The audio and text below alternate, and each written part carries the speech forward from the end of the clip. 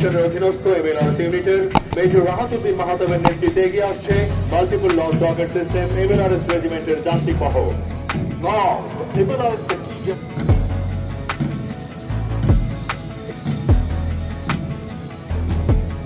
শুধু মডেলে এবার এগিয়ে আসছে শান্তিতে সংগ্রামে সমুদ্র দুর্জয়। প্রথম সারিতে রয়েছে জাহাজ হতে নিক্ষেপণযোগ্য দূরপাল্লার বীজ সমুদ্র সীমায় শত্রুকে ঘায়েলের জন্য মিসাইল এক অপ্রতিদ্বন্দ্বী অস্ত্র।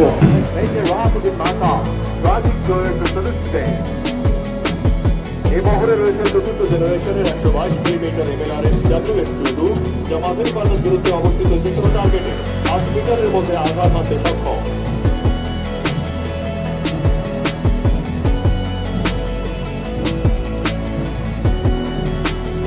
রেজিমেন্ট অফ আর্টিলারির সর্বশেষ সংযোজন আধুনিক দূরপাল্লার মিসাইল সিস্টেম টাইগার এমএলআরএস, যা বাংলাদেশের প্রতিরক্ষা ব্যবস্থায় কৌশলগত সক্ষমতা বৃদ্ধি করেছে এবং গোলন্দাজ বাহিনীতে এনেছে এক অনন্য গতিশীলতা।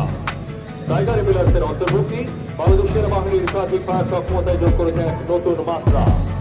Now, Tiger MLRS Army driving past the challenging day.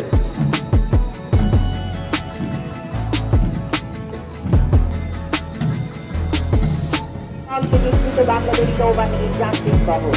এই নেতৃত্বে রয়েছে commander Asif Ali. Commander Asif engineer officer হিসেবে বাংলাদেশ নৌবাহিনীর ছোট বড়। এরপর রয়েছে 257 মিলিমিটার পয়েন্ট এয়ার ডিফেন্স গান, যা আকাশে স্বল্পপাল্লার দূরত্বে অবস্থিত শত্রু বিমানে আঘাত হানতে সক্ষম। পরের সারিতে রয়েছে বর্তমান সরকারের সময়ে বাংলাদেশ সেনাবাহিনীর রেজিমেন্ট অফ আর্টিলারিতে নতুন সংযোজিত বিশো রডের QW-18A, যা ভূমি থেকে আকাশে নিক্ষেপযোগ্য surface to air missile weapon system. সবশেষে এগিয়ে আসছে সেনাবাহিনীর আকাশ প্রতিরক্ষা বহরের অতি সাম্প্রতিক সংযোজন অত্যাধুনিক লিকন TDS 009 এবং নিঃসন্দেহে এ সিস্টেমের সংযোজন বর্তমান সরকারের আমলে গৃহীত একটি অন্যতম যুগান্তকারী পদক্ষেপ।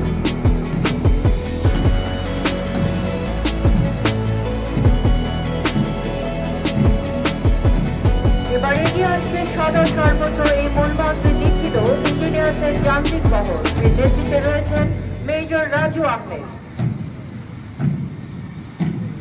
Now the engineers contingent led by Major Raju Ahmed advancing towards the establishing day.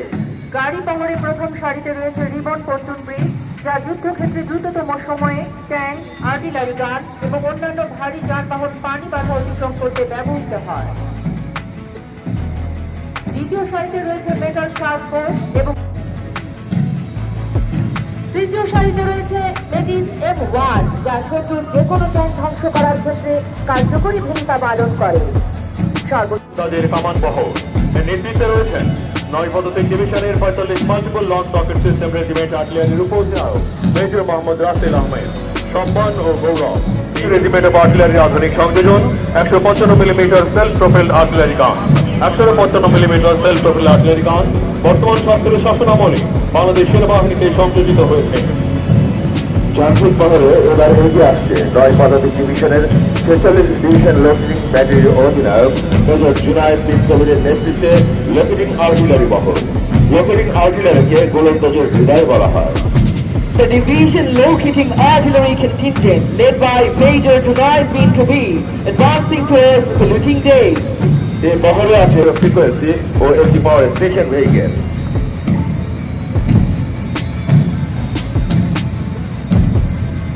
Missile Regiment Artillery Battery Commander Major Mohammad Mehdi Hassan. Air Defense Artillery Contingent led by Major Mohammad Mehdi Hassan driving past the saluting day. এই বহরে রয়েছে 2টি search and command vehicle, যা মাঝারি পাল্লার দূরত্বে অবস্থিত শত্রু বিমান শনাক্তকরণে সক্ষম। পরের 2 সারিতে রয়েছে 2টি fire and garden vehicle. Bangladesh সেনাবাহিনীর সাজোয়া বহরে মেইন ব্যাটল ট্যাঙ্ক MBT-2000 সংযোজিত হয়েছে। নেতৃত্বে রয়েছেন 9 পদাতিক ডিভিশনের 12 ল্যান্সারের major Fahim Adnan Siddiqui. Now, the arriving towards saluting day. সাজোয়া বহরে প্রথমে রয়েছে 2টি BT-5, যা বর্তমান সরকারের সময়ে নতুন সংযোজিত। বর্তমান সরকার আমলে সংযোজিত হয়েছে। Bangladesh military police contingent led by Major Mohammad Firdaus Hussain Bhuiya driving past the saluting day.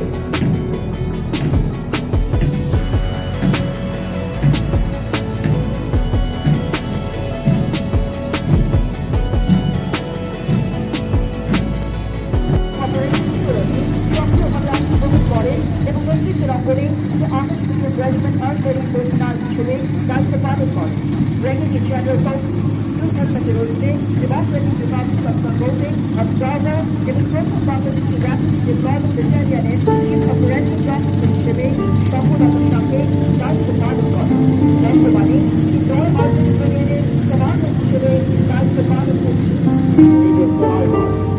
Mechanized contention led by Brigadier General Mohammed Tawfiq Hamid driving towards the saluting day